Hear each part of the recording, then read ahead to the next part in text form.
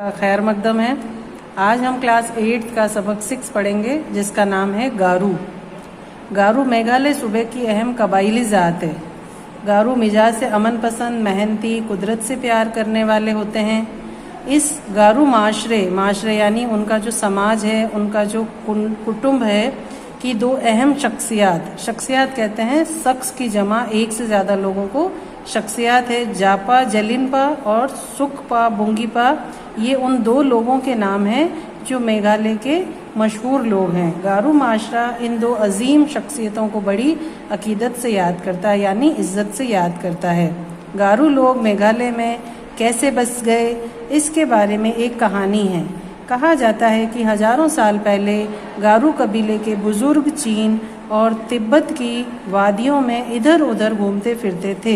यानी वो जैसे आजकल हमारे जो घुमक्कड़ लोग जिनको कहते हैं, उस तरीके से वो लोग अपना जो ज़िंदगी बसर करते थे। जहाँ खाने पीने की चीज़ें मिल जाती वहीं वो ठहर जाते।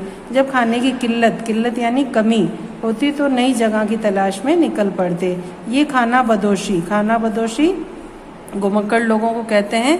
कैफियत यानी उनकी आदत कब तक रही इसका अंदाज़ा नहीं लगाया जा सकता। खाने की तलाश में भटकने के अलावा गारू कबीले को ख़राब मौसम, जंगली जानवरों से भी मुकाबला करना पड़ता। यानी जब वो सफ़र पे निकलते थे एक जगह से दूसरी जगह अच्छे खाने पीने की तलाश में, तो उन्हें ख़राब मौसम यानी तूफ़ान वगैरह और जंगली जानवर यानी कि जो जंगल में रहने वाले जानवर हैं, जो खूंखार होते हैं, उनका भी मुकाबला उन्हें करना पड़ता था। इसकी वजह से गारू लोग बहुत परेशान रहते थे। उन्हीं दिनों का गारू माशरे में जापा जलिनपा और सुखपा बुंगीपा का जन्म हुआ। उन दोनों ने अपने कबीले के लोगों की तकलीफ़ों को देखा और समझा। उन्होंने कबीले के लोगों को इस हालत से, यानी वो जिस हालत में जीवन अपना बिता रहे थे, उस हालत से निकालने के लिए अच्छी जगह पर ले जाने का फैसला किया।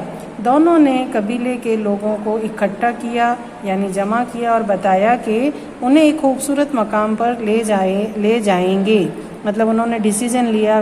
वो मेन लोग बन गए थे उनकी अक्लमंदी और मेहनत की वजह से, और सभी लोग उनकी बात मानते थे। तो उन्होंने ये फैसला लिया कि कबीले के लोग उनकी बड़ी इज्जत करते थे।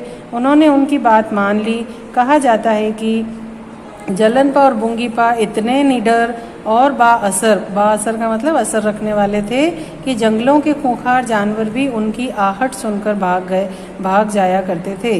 वो खतरनाक तूफानों में भी सही रास्ता और सिमत यानी दिशा मालूम कर लेते थे। रात में भी उन्हें अपने साथियों की रहनुमाई यानी रास्ता दिखाना करने में कभी परेशानी नहीं हुई थी। अपनी गैर मामूली सलाहियतों की बिना पर वो पेश आने वाले खतरात का अंदाज़ा कर लेते थे और अपने कबीले को मुसीबतों से बचा लेते थे। इस तरह सारे गारू एक साथ मिलकर हिमालय की तराई को पार करते हुए ब्रह्मपुत्र नदी की वादी की जानिब मतलब तरफ बढ़े।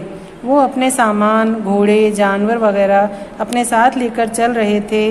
कभी कभी महीनों चलते रहते और कहीं कहीं बरसों ठहर जाते थे। मुद्दतों यानी कई वक्तों तक, कई समय तक वो इसी तरह सफ़र करते रहे और हिमालयों की वादियों में घूमते रहे। जलनपा और बुंगीपा ने अपने साथियों को हमेशा आगे बढ़ने की तरगीब यानी नसीहत दी।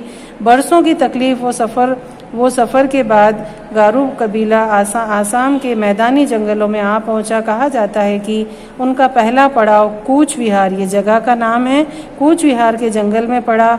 उस ज़माने में कूच विहार पर आसाम के राजा का काबिज था यानी कब्जा था। उसने गारू कबीले को आगे बढ़ने से रोक दिया। गारू कबीले पहले से ही अमन पसंद था, यानी वो लड़ाई झगड़ा नहीं चाहता था। उसने लड़ाई का रास्ता नहीं अपनाया। जलनपा और बुंगीपा ने आसाम के राजा से बातचीत करके उन्हें समझाया और राजा ने उन्हें रास्ता देने के लिए राज़ी हो गए। उसकी शादी एक गारू लड़की से करवा दी गई और इस तरह माहौल खुशगवार हो गया। यानी उन्होंने राजा की शादी अपने कबीले की एक लड़की से करवा दी।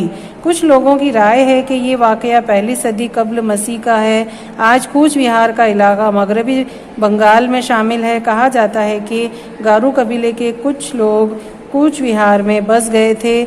आज भी कूच विहार और आसपास के इलाके में गारू कबीले के लोग आबाद हैं। अब जलनपा और बुंगीपा ने अपने कबीले को गारू पहाड़ी की वादियों में चलने की सलाह दी। ये वादी बेहद खूबसूरत थी। यहाँ के पहाड़ी झरने, जंगल, फूल, फल, जड़ी बूटियाँ, जानवर और परिंदे माहौल को बेहद खूबसूरत बना रहे थे। ज़मीन भी जरखेज यानी उपजाऊ भूमि जरखेज थी, इसलिए उन्होंने वहीं बसने का फैसला किया। आज ये इलाका गारू कबीले की असल रिहाइश यानी रहने की जगह का इलाका बन गया है। गारू कबीला उसे मुकद्दस ज़मीन यानी पाक ज़मीन मानता है। गारू शुरू से ही कुदरत के मुख्तलिफ वसाइल की तलाश को ही अपना शौक़ मानते हैं। जंगलों में घूमना, फल फूलों, अनाज, जड़ी बूटियों की तलाश करना, खेती के लिए ज़रखेज़ ज़मीन की पहचान करना उन्हें शुरू से ही पसंद रहा है। आज भी गारू कबीले के लोग अपने रिवायती हुनर को कायम रखे हुए हैं। गारू कबीले और गारू तहजीब यानी उनकी जो तहजीब है, उनके अखलाक हैं, उनकी अच्छाइयाँ हैं, हिंदुस्तान की शान है। आज हमने सबक 6 गारू पढ़ा, आपने इसको समझ लिया होगा। अब आप इसके अल्फाज माने लिखें और इसका PDF हम बाद में भेज देंगे। अल्लाह हाफिज़।